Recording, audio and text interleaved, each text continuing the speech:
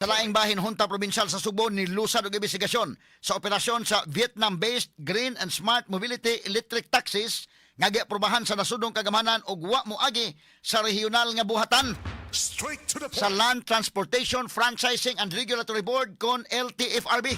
Straight to the point. Diretso lang kinig operate mang higala matod pa. Ato ni sa tagaag pagtagad karon kay nakita bitaw nato na dunay mga green taxi. Ato nakita may higala ni protesta ini mga higala to mga taxi operators katundaan na mga kaigalaan. Apan doon na po iniingon inday ken nga okay ra kunong green taxi kay bubarato, ha? Atong klarohon ni ha kay doon na po side mahigala nga okay man kuno bubarato. Pero ang mga local operators medyo nipalagsag sila unsa man ning kalakihan wa man mo moagi klarong proseso. Straight to Ato the sa point. tagaag pagtagad mahigala kinsa may mga gamahan ng kamot ngano man ning naabot magkalit ning green taxisan. Doon na gini mga koneksyon nga naa diha. Straight to the Nakatanig point. pagtagad lubutaga sa atong pabanuban usab nining atong tulumanon ug inyong tulumanon. Straight to the Samtang point. sa laing bahin Senadora Risa Ontiveros ni angkon nga naapil sa ilang lunch meeting ang paghisgot kabahin sa 2028 presidential election.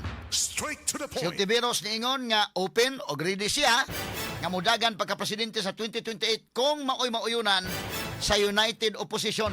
Straight to the Nagaan point. tanig pagtagad mahigala open siya nga mahimong front runner kung ugaling magkasinabot ang opposition, United Opposition nga siya may padaganon ready andam og tagana si Senador Risa.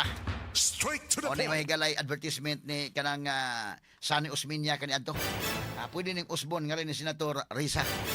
Senator Risa andam og tagana. Pwede sa mahigala Junvic Remulla andam og tagana.